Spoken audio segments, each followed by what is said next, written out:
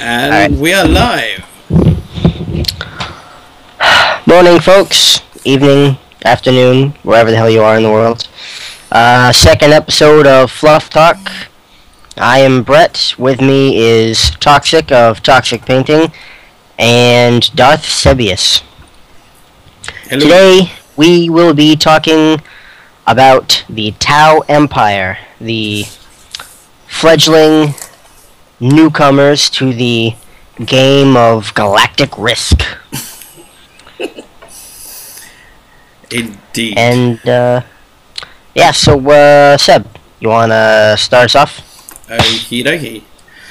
Stranger, I bid you greetings in the name of Tau. If you are reading this or seeing this, then you will be counted one of our messenger drones and are therefore a spacefaring race. You will soon see more evidence of us. There is no cause for alarm. When you encounter one of our ships, then welcome it. We have much to offer a faithful friend. We are 5 castes, 1 people. All are bound to the dream of bringing a new and better way of the universe. All the working towards the greater good. I hope you will choose to share the culture, technology and protection of the Tau Empire. Then wise, learn and adapt and change. Believe in our destiny. That's what you would hear if you came across a Tau messenger drone. So yeah. So an introduction to the Tau and the rise of the Tau Empire.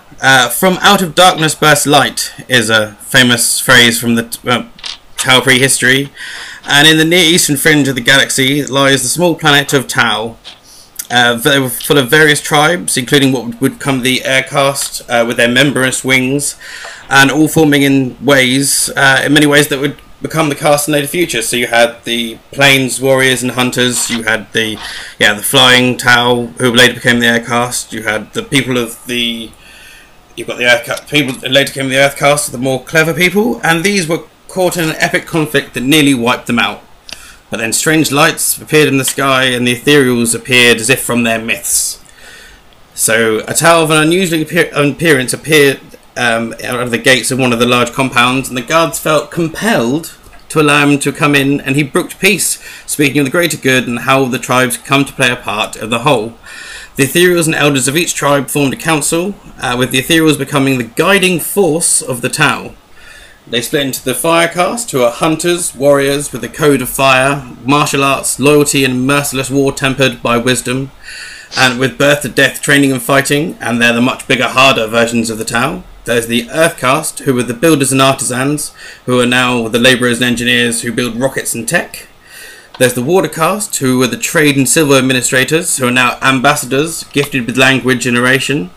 The air caste, who were flying with wings, who are scouts and messengers, but now have lost the wings and have hollow bones and fly and pilot the crews and the ships and the bombers in combat.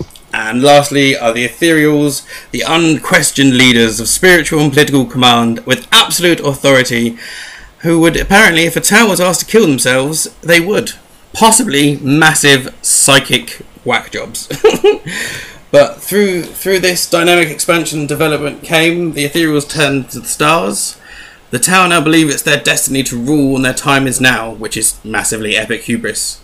They believe in the greater good, the Tauva, the good of the many outweigh the good of the individual, which is basically space communism and the opposite of the Eldar. So yeah, that's kind of how they came to be where they were, and they started to spread out to further planets and colonising other places, using enticement rather than subjugation, which is swiftly replaced with violence if they don't get their own way, with a strategic strike at the heart, and then full decimation if they still don't agree.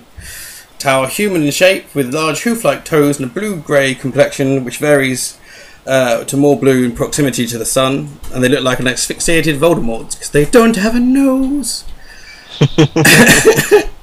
So yeah, they began the first sphere of expansion after killing lots of the beasts that were in their nearby system. And a millennial-long expansion that took 8 systems known as septs, and there's a little map of the septs here. They came across the Kroot, observed them being massacred by the orcs, and then eventually got involved and got them to come along and play with them. Then they had to stop because they were so spread thin and couldn't carry on. They started a second sphere where they crossed the Damocles Gulf and meddled with the Imperium and got chased back, but then managed to chase them off. And now, with Unva at their head, they're starting the third sphere and heading out to take even more Imperium space and spread out across the universe. So yeah, so that's the Rising of the Tau. How do we feel about that? Any comments on the dodginess of ethereals as yet, or how the Tau are coming into power? Yeah, I'm starting to see more and more. I was always kind of weirded out by the ethereals, and I'm seeing more and more as the Tau get more and more attention that Games Workshop is forced to, provide us with the backstory to the ethereals and whatnot, and we're starting to see how they really are quite shady characters. Cases in point would be, if anyone's played Dark Crusade or Soulstorm, I'm not sure if this is reflected in the tabletop. When the ethereal is killed, everyone takes a monster morale loss and just descends into complete disarray and confusion. There is the well-known Commander Farsight, which was the greatest Tau commander for a long time. After Pure Tide. After Pure Tide. We'll come into a bit more of him in a moment. But yeah. Sorry, Karen. Yeah, and there's rumors about mind control and all this other gumhookery, and yeah, the ethereals are very, very shifty characters. Toxic, anything on the beginning of these guys? People are saying in chat room they're created by the Elder, but there's debate going on there. When I first kind of looked at that, I was thinking chaos. They're definitely got to be created by someone. I mean, things don't just show up out of nowhere when you need them.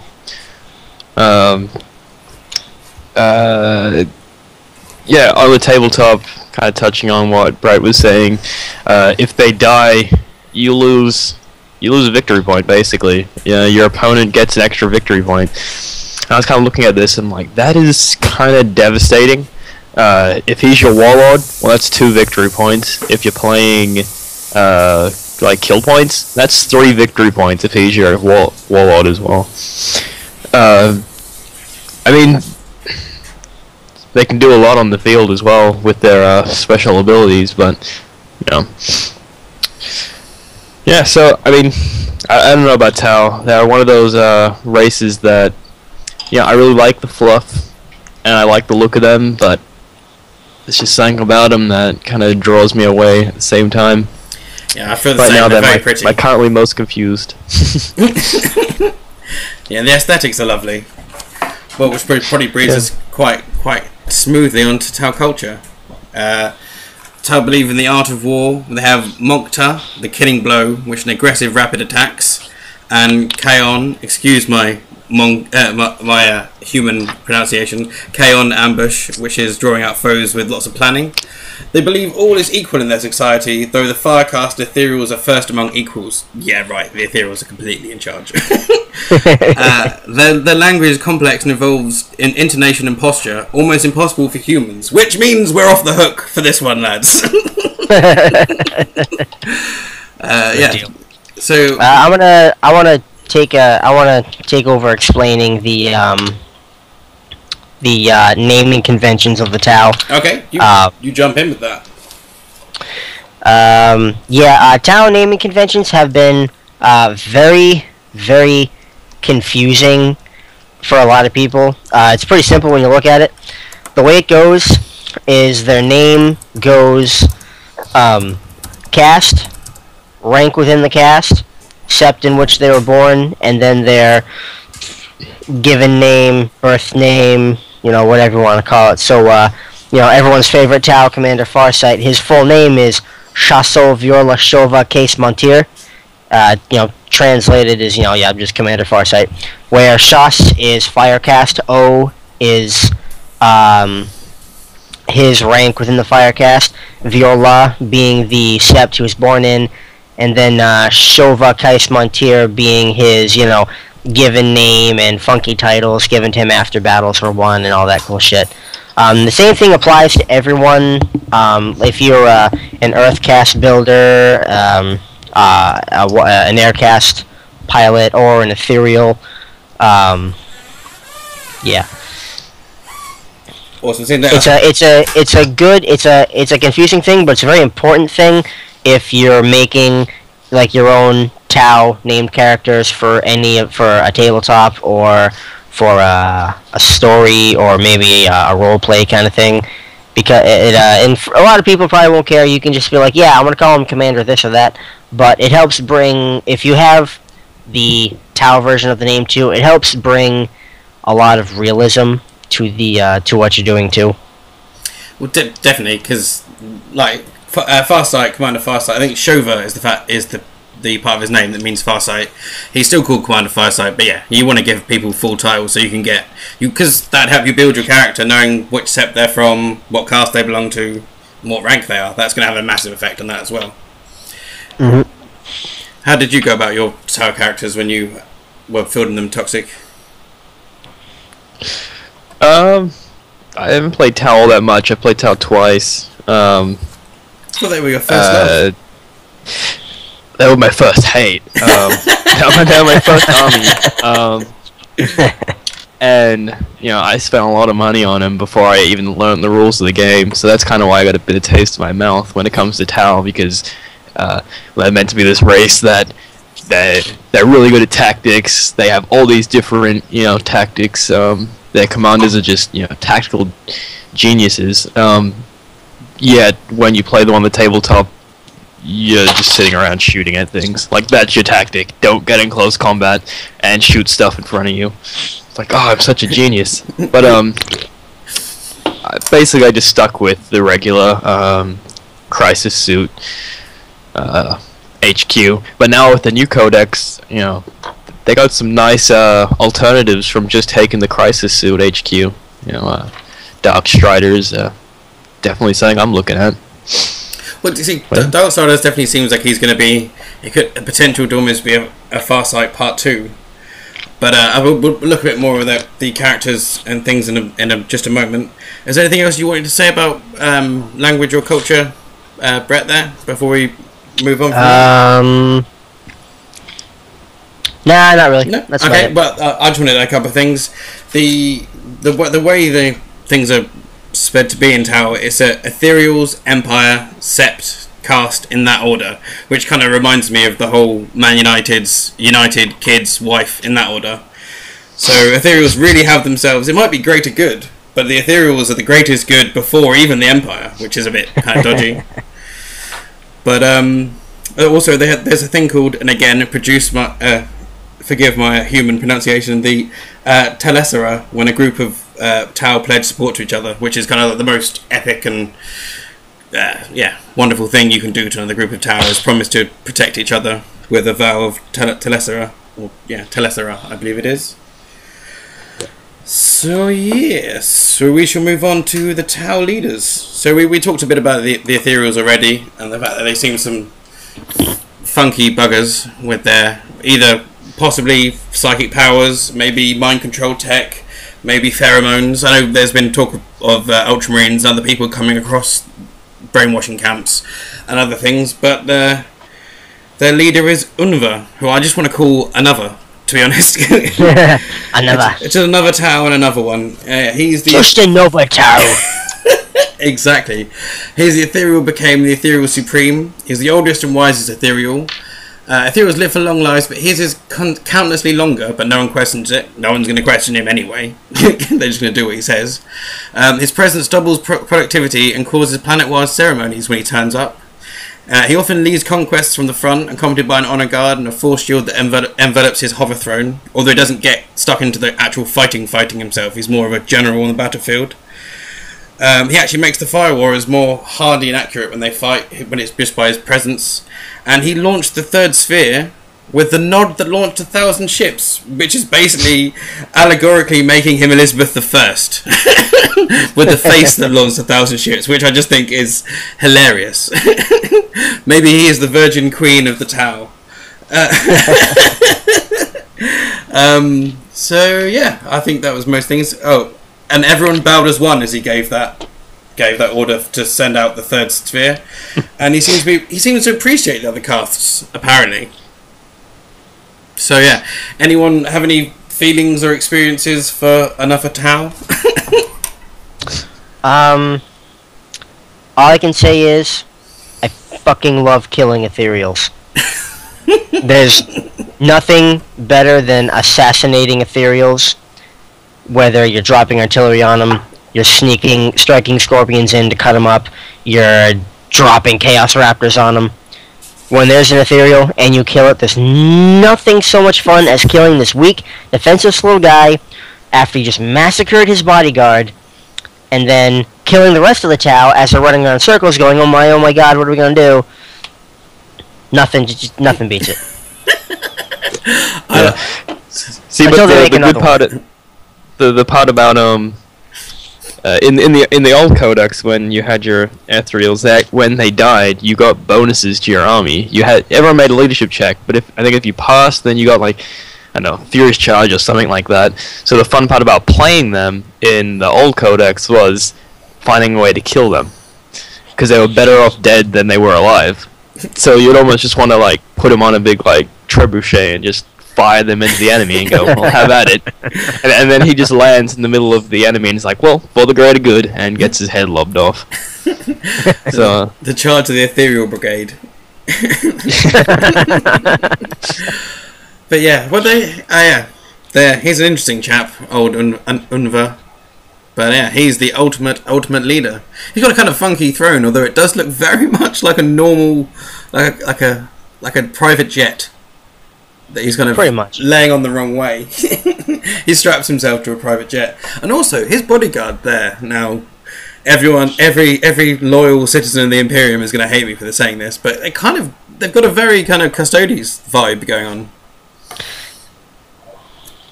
Yeah, and to second ramblings of Ian here, also notice the guard have melee weapons. Yeah. Yeah. About that. Yeah, that'll be interesting. Saying that going, because we're saying they believe that it's uncivilized. Yeah, they believe hand-to-hand combat is uncivilized, and they just leave that to the crew. So I guess we can all imagine what the Tau think of hordes and hordes of Hormagaunts. This is terrifying stuff. But you may have to even dirty your hand with the blade just to save your ethereal commander, which is kind of fair enough. Yeah, I mean, I would assume that those weapons are more ceremonial than they are for combat. Well, probably. A lot of them have ceremonial weapons, don't they? Because like the Cadra Fireblade carry the bonding knife, so lots of people have taken the mickey out of the fact that he's holding the blade, but it is sheathed and it is just a bonding knife. Well, I think ceremonial is just the Tau's way of like, it's kind of their excuse for why they're like horrible in close combat. Our close combat weapons are ceremonial. That's why we're not good. Except for Commander Farsight with his fancy schmancy, no way in hell that's not a demon blade fucking thing there. This chap here. I think it's a Necron. I mean a Cetan blade. Cetan, yeah. Yeah, I wouldn't be. Yeah, I think that might be it. Yeah. Running around with a friggin' phase sword. Yeah. Fuck your Bane blade. The Dawn blade. He found it on the in the ruins of Athos Moloch, and it's a badass weapon with lots and lots of armor bane. So yeah. Well, we're going to Farsight in just a moment. I'll just talk about Puretide, who was the original first real fire warrior, epic leader of justice that led them for epicness. And he got old and sadly died, so they froze a bunch of his students and then brought him back as an AI hologram, trained the best. And who was the best was this man here, Mr. Farsight. Oshava, dynamic and strong, trained by Puretide. Basically, he's an epic pain train, but he was distracted by his persecution of the orcs, followed them and was lost. Little known about him, apart from the fact that he killed all of his ethereals and then refused orders to return. He was seen many years later on scans, and he set up his own colonies, the Farsight Enclave, which really pissed the Tau off. He wears his own modified XV8 suit with the Firecast symbol on his chest and his own sigil on his shield. Yeah, and he carries the Dawnblade, which you were saying is a Catan weapon.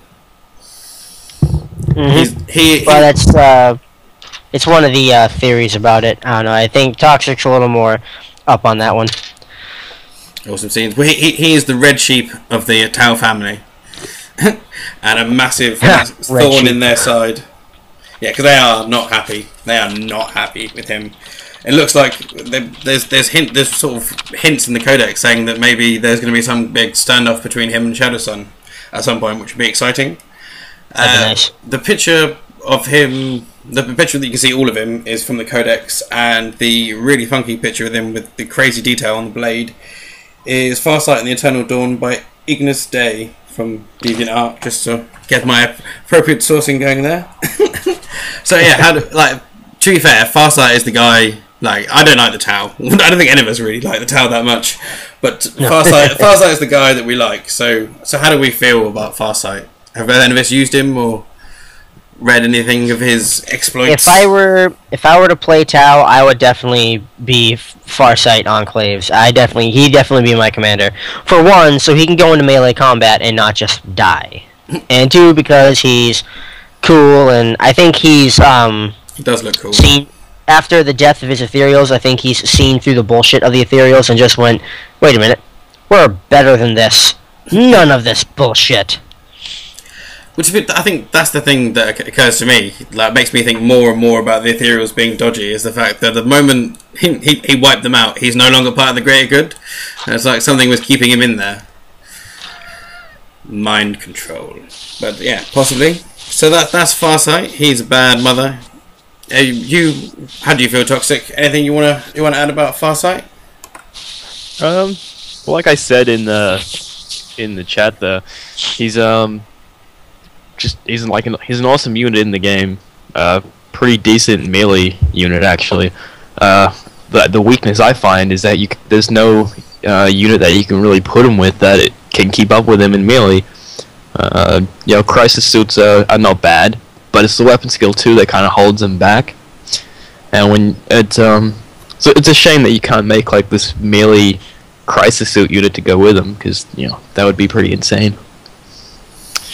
But and just fluff wise, he's I don't know. I think it's kind of like the one stain on the Tau's greater good when they have this one guy kind of going rogue. It just kind of shows that that they're not so high and mighty, I guess. Yeah, he's a big I wanna respond to Ramblings of Ian again. How he just said he knows something. I'm surprised the ethereals haven't sent a huge force to destroy him yet. I was actually thinking something along the same lines, but like Seb said, in the near future we could be seeing some kind of confrontation between Farsight and Shadowsun. The ethereals might decide, okay, dispatch Shadowsun to take care of our wayward child there, and I want to use that now to transition into Shadowsun. Seamless. Shadowsun is her full name is Shaso Tau Shasera, or simply Oshasera, Commander Shadowsun. She is the current Supreme Commander of the Fire Caste of the Tau Empire. The interesting thing about her, of course, is that she is female.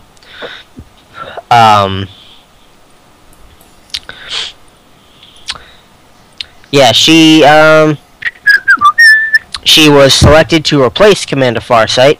She was also one of the top students of Commander Puretide. She fought in the Damocles Crusade against orcs. She fought in the Damocles Crusade against the Imperium. She's battled orcs. She's proven herself over and over. She's overseeing the third sphere of expansion. Onva himself selected her. She, like most commanders, she wears an XV-22 stealth battlesuit, which I believe that was the same one worn by Okais in Dark Crusade, and whoever the hell the asshole was in Soulstorm. The Tau were really irrelevant in that game. That's Commander Shadowsun. If anyone wants to take from there. Yeah, I just wanted to add that you mentioned that she was one of Pure Tide's students. She was frozen for 300 years and then awoken to deal with the orcs and smashed them, dealt with their boss, and that's how she became Shadowsun. She's massively spearheading the whole push for the third sphere, and she hates Farsight a lot, like a lot. She smashed his statue to pieces, and the Codex itself even says confrontation with Farsight is inevitable. Now that would be an interesting bit of fluff and campaign. That would be an interesting fight that I don't think she'd survive. So yeah, anyone got anything else they want to say about this lady? Something I want to point out about the potential Shadowsun Farsight confrontation is that Farsight is well over 300 or 400 years old. That Khitan blade must be revving up his metabolism. So between his ridiculous experience and skills in combat, that awesome kill everything, leave nothing alive blade, I believe Shadowsun will more than meet her match when she comes up against Farsight. I think she's gonna go into battle thinking she's gonna take him down, and one of two things is gonna happen. He's gonna open her eyes to the reality, or he's gonna hack her in half in seconds, and it's gonna be over. Yeah, the reason why I could see there's not going to be the reason why they haven't sent forces to take him out yet is because you got to look at it from the greater good. Is it going to be the greater good to take him out and lose all those, lose all those lives to that combat? Because obviously he's amazing. His forces are going to be amazing, and taking him down is not going to be easy. You're going to lose thousands trying to take him out, and then maybe take him out. So it's probably not in the best interest for Tau at the moment, even though he probably has some information that they don't want him, alive with. He kind of needs to be taken out, though. It's a massive, massive stain on the greater good, and I think they would want to get rid of him because they're not happy. They're just so happy they've got Shadowsun, who's pretty epic. So yes, unfortunately because of the pitch and things, we haven't got the pictures of the following heroes, but we'll have a quick look at. Obviously, there's DJ Longstrike, as many of the pictures have shown him on Tumblr, because the picture in the Codex does make him look like he is Swedish House Mafia or some other kind of large DJ thing going on. Who is their tank whiz? Who is a hammerhead? It's a hammerhead upgrade, isn't it? I believe, and and he's basically a bad mother integrated into a new experimental pilot suit. Who can make hammerheads badass? Yeah, he is to the Tau as what's that guy's name? Hold on. The Ultramarines have a ridiculously psychotic, awesome tank commander. His title is Spear of McCrag or some shit. He's here somewhere. And the Imperial God have one as well. And Taro Cronus of the Ultramarines. Yeah, he's pretty much the Tau version. Because when you look at like the Tau's tanks, like their real thing is the battlesuits. When you take on one of their hammerheads, you toss 2 Lehman Russes at it, it's done. You toss 2 Predators at it, it's done. Fair enough. Yeah, so he brings a bit more pizzazz to that, and he can only be a hammerhead upgrade. I think he can't exist in any other form on the actual field. Which is the other cool thing about Antaro Cronus is that he can go in anything: Predator, Land Raider, Rhino, Razorback, fucking Vindicator, you name it, he can drive it. I don't know if it works quite that way in the tabletop, but that's how his fluff works, at least. Something you want to jump in with there, Toxic? Kind of like a Knight Commander Pask for the Imperial Guard. He's just a little upgrade that you can put in your hammerhead. Makes it a little bit easier for that thing to take down tanks. We're getting upgraded ballistic skill, tank hunter. There's not much to not like about him. There's not much to About him, he's just average. How expensive is he? Is he sort of worth the upgrades and things? We don't normally get into the points, but why not this once? Let me check. Got the codex right here. He's 45 points. That's not too much for the thing you're going to get from him. Yeah, the only thing I'd be concerned is, one lucky shot's taking him out. But again, that can kind of happen to anything, really. That is true. So the next one is Darkstrider, who is an arrogant stealth master, who seems like he almost could be a bubbling away new Farsight, to be honest. Fox, you were saying you were kind of fancying him a little bit. You thought he was quite interesting. Yeah, I mean, I like the idea that you can now take some HQs that are a bit more viable on the tabletop rather than just the crisis suits. But again, that's from a tabletop perspective. So that's just why I like him, is his rules and stuff for using on the tabletop, not so much a fluff point. Fair enough. Brett, how do you feel about Darkstrider? Actually, I was reading up on him a little bit, and I find him quite interesting. If I were to play Tau, I would consider having him as a commander and switch back and forth as necessary between him and Farsight. Awesome scenes. And finally, we have Unchi, or Unchi, I think it's Unchi, who is an epic ethereal warrior of justice, which is kind of weird for warriors. Like, I'm kind of... Yeah, he's an ethereal, but he's fighting. Yeah, like, and actually fighting, not just being a general on the hill. He's actually fully getting involved, which is kind of interesting. And he's saved a number of seps, and he's had some serious impacts on the Tau and bolstering the fire cast and everything. So he's a kind of a bad mother.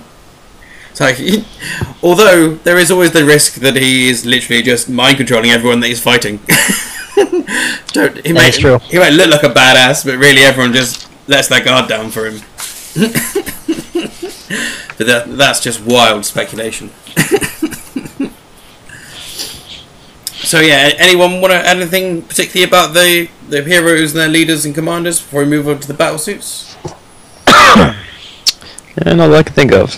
Okie dokie. Nope. Well, let's take it. Right, so this is the battlesuit chart, so we can see sizes and things. With the normal armor, stealth armor, your normal crisis suit, I can't remember what that was called, the slightly larger crisis suit, and then you got the broadside and the riptide and the pilot outfit there. So we're going to kind of go through the things that were in the new Battle Force collection. So we will start with the XV 104 Riptide. Now the XV is Imperial numerals that actually donate from the Tau, meaning Mantle of the Hero. So basically it just means battlesuit is what XV means. And then the next number is the size, and the following number is the version and the sort of prototype number. So an XV 104 Riptide is a 10, which means giant big ass, and it's 4, so it's kind of coming out of the prototype phases, but it's still not quite there. So basically, yeah, Riptide is a giant big ass suit introduced in the third sphere against the Imperium on Agrellan. It has a heavy burst cannon and missiles, as well as drones and shielded missile drones with and the ion accelerator gives it a lot more range to its prototype weapons. This is helped by the Nova reactor, which fuses dark matter on energy scales the size of stars. It's very experimental and temperamental still, with epic shielding and armor. It's dangerous, but yeah, it can be very dangerous. The energy vents can actually kill the pilot, which is always fun. But it does have a giant jetpack, and it's twice the size of the standard XV8 units. It's basically a rare, yeah, it's still very rare, and it's a flying, booming death, which is doomed for you unless you've got a tin opener attached to your las gun, or it explodes and kills itself. And that's the lighter one, is the Riptide there, with the huge cannon. So yeah, how do we feel about the Riptide? It's huge. The Tau got themselves Gundams, pretty much. Yep, they do look very much like mecha, don't they? And I just find it like the thing that kind of makes sense of making it with the fluff and stuff, it kind of the fact that they're constantly, the ethereals are constantly pushing the Earthcast to build more, to research more things, and to have more tech. Things are going to be kind of experimental and possibly blow up and kill themselves. So yeah. Yeah, Tau have always kind of had that. Even in the older codex, they've always had those little experimental weapons that you can take as upgrades. Most of them, one. You can take one per army to show that it's only like experimental, like only the commander can take it, and just So they've always kind of had that experimental kind of aspect to it. And I think it really fits them quite well. That this new race that's just their technology just increases rapidly. So they got a lot of stuff in the prototype phase. Yeah, so one of the things I liked. I didn't want to get too in depth with the seps that when we went through the first and second and third spheres of expansion, but the spheres themselves do the seps, each one kind of give everyone there's like ones that are particularly good for lots of experimental stuff come from, and fire warriors get the newest weapons. So there's lots of things to build the fluff from there, and it all seems to be feeding in quite nicely. So that's the Riptide. Right next to it is the big bad broadside, which is the XV88, which basically is a giant big ass XV8, but not quite as big ass as the Riptide. It's the love child of a rail weapon of the Hammerhead, the most successful battlesuit, which is the XV8. It's powered by a particle accelerator. It's too big for a jetpack because of the weapons and everything. So it has smart missiles to compensate if things get too close, and it was introduced during the Damocles campaign against the Imperium and blew them to bits, and later with twin-linked plasma rifles and missiles they took down the Tyrians. These are given to veterans and have lots of different upgrades and configurations depending on who you're fighting and want to blow up. And now as you can see there, how most of people did their conversions before, he's now holding the gun more like a giant guitar. I think it looks better now. I mean, that conversion that people would do where it's actually holding the rail guns was awesome. The rail guns. I think it looks so much better now. It looks like it should be holding it, definitely. What do you feel, Brett? You getting yourself a broadside? Well, I would definitely have a broadside if I was playing, just because, if especially if I'm playing like Guard or Space Marines, and I target something that I want dead, it's pretty good to get it dead. And I agree that I was okay with how it looked before with the railguns on the shoulders and whatnot, but it does look a lot better with holding the railguns. It whole hell of a lot more badass, pretty much. And in an army of big shootiness, you want the biggest, shootiest thing that they can do, to be fair. And that's what that is. I'll set the battlesuit chart up, because unfortunately we haven't got the pictures of the Sun Shark and the Razor Shark, but they are the new flyers that have been released. The Sun Shark bomber is flying artillery, because the Hunter cadres are so mobile, they don't have normal type of artillery. The pulse bombs that create a deadly ball of plasma that explodes, awesome, but sometimes they don't work again. Again, we see the defects of experimental technology creeping in.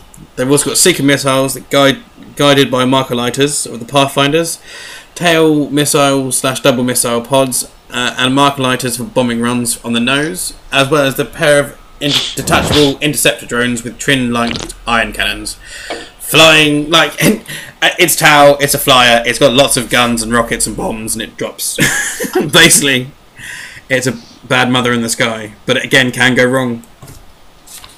And its sibling is the Razor Shark Strike Fighter.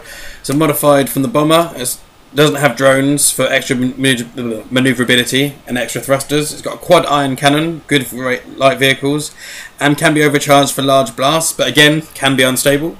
It can get into dogfighting and has nose-mounted burst cannons and seeker missiles, which can be fired if they've been lit up by marker lighters. So yeah, how do we feel about the flyers? It's kind of like this whole new flyer wave this year and things. How does that kind of fit in? Because I'm kind of still kind of new to this thing, and flyers just seem to be crazy and all the rage at the moment. So why weren't there flyers? As a kind of a question. Yeah, well, I mean, in 5th edition there was no flyers, and the flyer models that we have now were just skimmers. They kind of all balanced out now, I find, because back in 5th edition, them being skimmers, they were easy to hit, and they were kind of expensive for something that would die so easily.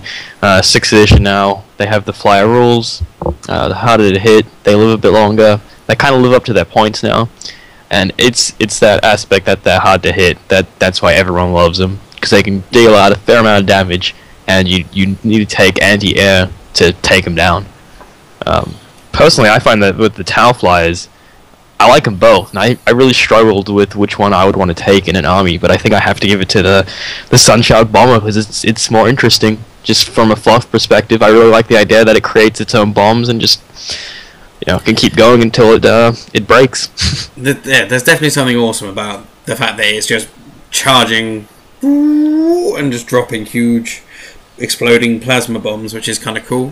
From a Fluff's perspective, Brett, how do you feel about these flyers? Nice to see the aircast getting involved. I haven't done a whole lot of research into Tau flyers, but it's the entire Tau military is organized along lines of flexibility and ability to take on pretty much everything, and these flyers are. These flyers are like the, I feel like they're the natural step for the Tau. Like, these are exactly the things they need when taking on, everyone else. Well, totally, and it's nice to see there's that many members of the aircast that are doing all the piloting and flying. It's not just the firecast involved, so I think it's nice seeing a bit more of the Tau Empire getting involved for the greater good. And yeah, from the Fluff perspective, everyone loves a good Imperial Guard Tau battle, and Lightning Fighters and Marauder Bombers going toe-to-toe with Tau Flyers and whatnot is just nice, raw, solid good. Like, you could have... Warhammer 40,000 could be based exclusively around the Imperium versus the Tau, if you really wanted to. Maybe. That's fair enough. So yeah, the last couple of things I wanted to mention with the new battlesuits, you've got well, they're not necessarily new, but in the new bundle releasing, there's the go up at the House of Light there because we haven't got all the pictures. The Pathfinders, they're the light recon units, the eyes and ears of the commander in ways that drones could never recreate. With their pulse rifles and marker lighters to guide fire, it's seen as a very selfless act to be stood sort of in the middle of battle going, oh, blow him up over there, please, and possibly getting blown up in the midst of it. So Pathfinders academies are always rammed full of people wanting to get involved because it's such a good thing for the greater good. They're accompanied by a bunch of drones, grav inhibitors, pulse accelerators, and recon drones. But effectively, these guys are the scouts that are, pointing. They are the finger that points for the guns to blow stuff up. Effectively, is that as far as I understand? Is that right, guys? Yeah, that's basically how they work on the tabletop too. Well, as far as I could tell from how they used to play, you just put them down. They would point out targets with marker lights, and you would just blow up whatever had marker lights on it. Brett, how would you feel about being one of these Pathfinders out there? You're stood in the middle of no man's land. Lehman Ross down on you. I have a big thing for Space Marine Scouts, so this is pretty much the same thing, just no nose, blue skin, and a plasma rifle. Yeah. So I'm pretty jiggy with them. Awesome scenes. And the last one from the one new one-click bundle were the Cadra Fireblades, who are the veteran leaders of the Firecast, who eschew tech and radiate calm and efficiency. They are fire warriors who stay fire warriors and don't hit the lefty heights of becoming commanders. So they're kind of fire warriors of the people, which is kind of cool. I kind of like that about them. They're much more... They don't want to just jump inside a massive robot and hide. They want to get stuck in. If I was Tau, I would want to do that. I mean, if I was as weak as a Tau, put me in the biggest suit you can. Throw me in a riptide. Exactly. Well, the funny thing is, if you got the codex at you there, what's the Cadra Fireblaze weapon skill compared to some of the suits? Because I can imagine that actually be almost better in close combat than some. Yeah, I mean that weapon skill 4. So throw them in the suits and then give them to Farsight, and there you go. You got this this nice little close combat unit. I like it. I like it indeed. So yeah, that's the new suits and stuff. Brett, anything you want to add about the suits and things there? Not really. It's kind of just more big ass and the way people played them. It's just more techno-blibbery. No one does techno-blibbery like the Tau, though, to be fair. That is their shtick. So, Sure enough. we will go on to the races. So obviously, the Tau are the main race, and they have the crew along with them, who are paid, as well as being along for the greater good, and still cannibalistic, which kind of seems odd for the greater good, but they need the Tau, and the Tau need them, and they can actually fight in close combat. So maybe the Farsight Enclave could just be fire. Yeah, so the Fire Carder, loads of crisis suits, just loads of crew, and then they'd be fine. And also we've got the Vespid there, the flying guys with their guns who are apparently completely mind controlled. Anything you want to say about these two guys? They're the main guys, and we'll go on to some of the other more freaky races that get involved with the Tau. Yeah, like I had mentioned before, with the Vespid language is very, weird and squishy, clacky, buggish and shit. So they Vespid strand leaders have this. They wear this thingamabob that lets them communicate with Tau commanders, and it was theorized that this may in fact be just another mind control or influencing thing from the ethereals and whatnot.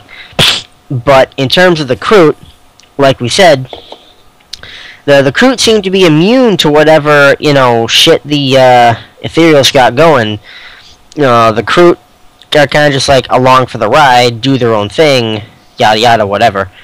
And there was one book, I forget exactly which one. There was a bar fight, and there was a Kroot, a human, and some other alien thing.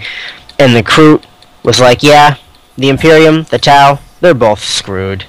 They don't change. They're stagnant. They're both just gonna crumble, and it's like the Kroot have that perfectly clear view of reality, but they're still tagging along with the Tau. Well, yes, it's kind of a mutual benefits. The Tau got big guns to blow up the orcs and enemies of the Kroot, and the Kroot can actually fight with weapons, with melee, which is kind of nice. I kind of think the ultimate suit would definitely be just a Riptide with loads and loads of Kroot, just gorilla gripped to it. So it's just massive guns, and if anyone gets too close, just all the Kroot are just poking people with their their weapons. It's a way of looking after things. Toxic, anything you want to say about the Kroot of Vespid, particularly? Not really. I mean, everyone likes Kroot, as far as I can tell. Kroot look cool. Mauls are awesome. Fluff is pretty awesome as well. Kind of a little disappointed that you couldn't just have a whole Kroot army. So, I guess fingers crossed for an allies codex that let you do that. But This just in: Toxic has got his fingers crossed to pay extra money for a new codex that he doesn't necessarily need. Yeah, I'll buy another codex. I mean, as long as it's no death from the skies where I'm paying for stuff I already brought, like an FAQ. But it's I like should be cool. Yeah, they're definitely some pretty chaps. They're I don't know, they're almost like evil vegetables in some kind of way. Like evil face carved in some kind of weird vegetable matter. Whereas I always thought it was kind of funny that their like animals kind of look like them. Like the Kroot hounds and all that, they kind of have the same type of face. And I was kind of thinking, wouldn't it be kind of funny if like cats and dogs kind of had humanoid-looking faces? Like, just kind of the way I see it. It's like their animals look like them too. Like, what's going on their home planet? Yeah, that's kind of weird. Well, I can actually explain that. Okay, awesome. See, those are actually all Kroot. The Kroot hounds, the Krootoks, the Greater Narlock, those are all Kroot. The way the Kroot evolve is they take stuff that they want, they want to get big and strong, they eat Space Marines.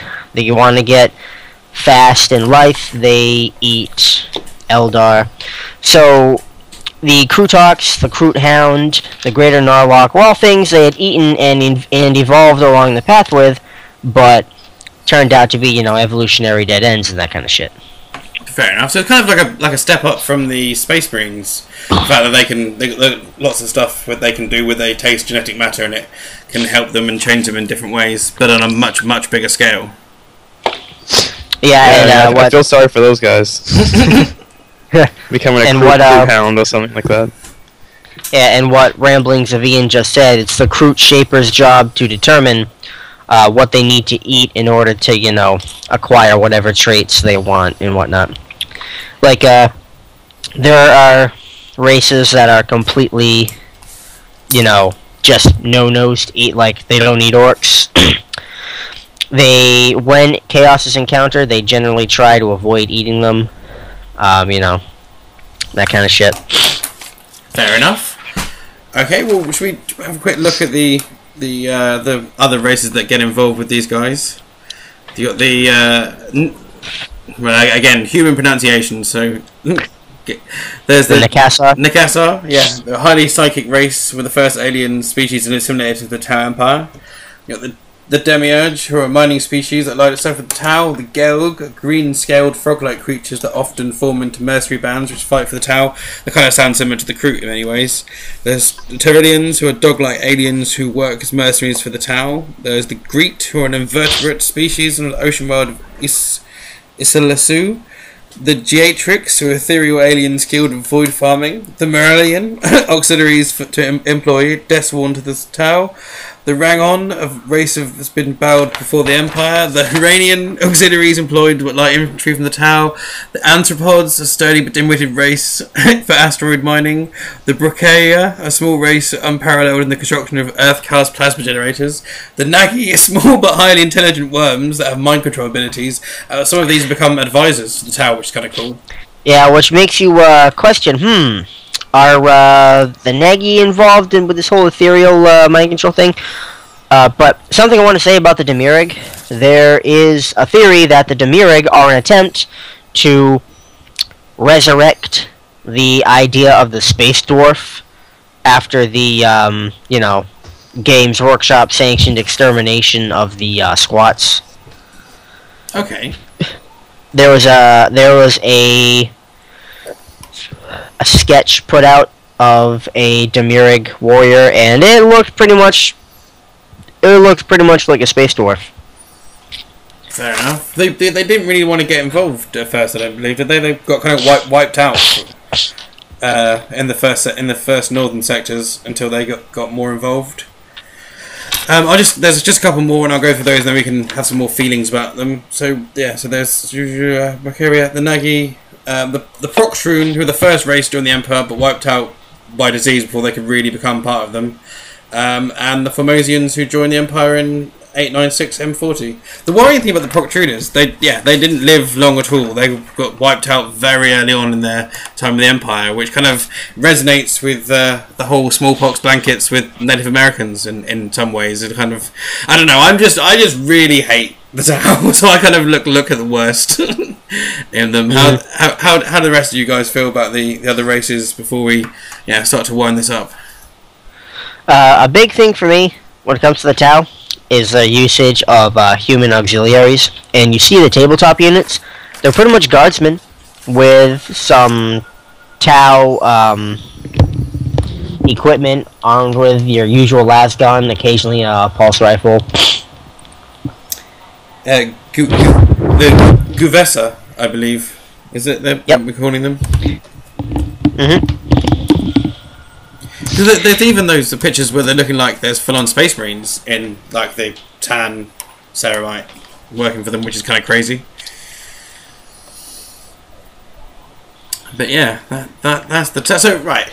We've gone through the races. If anyone wants to say anything particularly about the races, but should we just quickly talk about how we feel about the Tau? Because Toxic looks like he's about to fall asleep. I thought I'd mention about the squats. I think it's page 405 of the rulebook, and they talk about abhumans in the Imperium, and squats are actually there, so they are still part of the universe as squats. They just don't have an army, but they are mentioned in the 6th edition rulebook. So. And who are those? Who is it? The company that pretty much is bringing out they're pretty much squats. The Iron Fathers, or they're called Mantic. Mantic, yeah. Yeah. So if you want squats, there they are. So yeah, that is the Tau. The Voldemorts of space communists who they're kind of dicks. Asphyxiated space Voldemorts. Yeah. They're just basically guys with lots of tech that want everyone to do what they want to do because some crazy guys are possibly mind warping them to do what they want. Which is kind of similar to the Imperium, apart from the mind warping, because the Imperium are dicks as well. Sorry, Toxic, but it's all about the heretics and the Eldar in many ways. Yeah, Ramblers of E doesn't seem to like them too much either.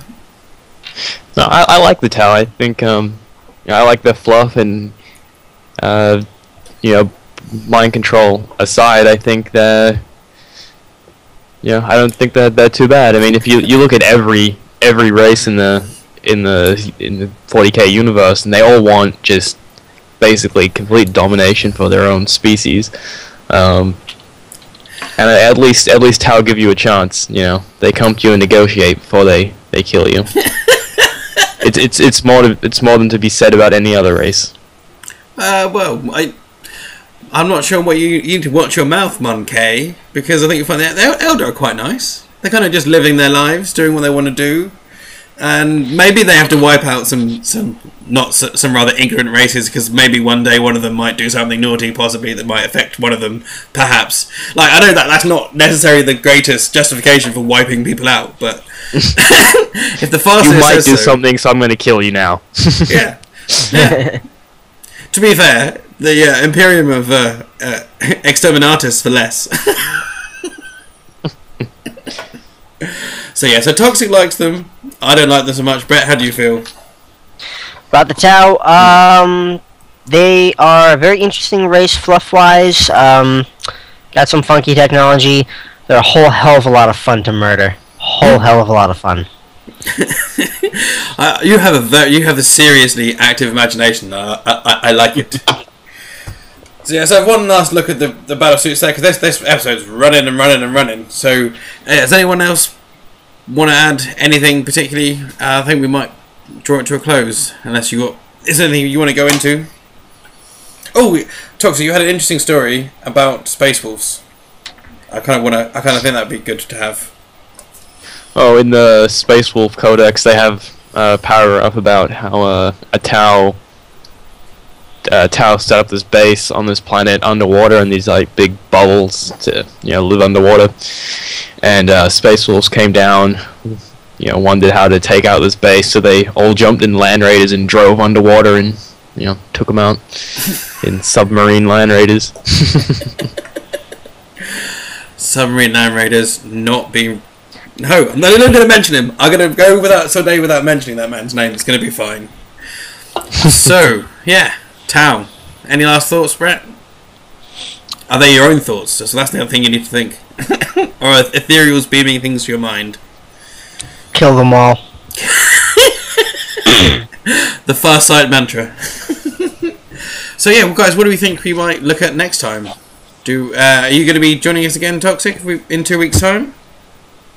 Yeah, I'll join you guys. Seb, I think you wanted to talk about the Eldar next time, Seb. Ooh. Which I'm okay with. Ooh, yeah. Okay. 2 weeks from now, Fluff Talk Eldar. Same time, same stuff. If that's cool with you, Toxic.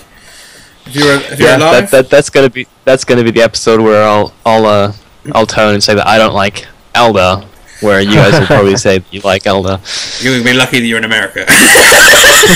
Well, in terms of liking and not liking the Eldar, I'm actually kind of pretty in the middle on that one, but we'll get to that. Oh, fine. Well, I adore them enough for everyone. Okay, well, everyone, say a tidy bye, and we will see you next time. And thank you, especially for Ramdas, for joining us, and everyone else. Thanks, folks. Tidy bye.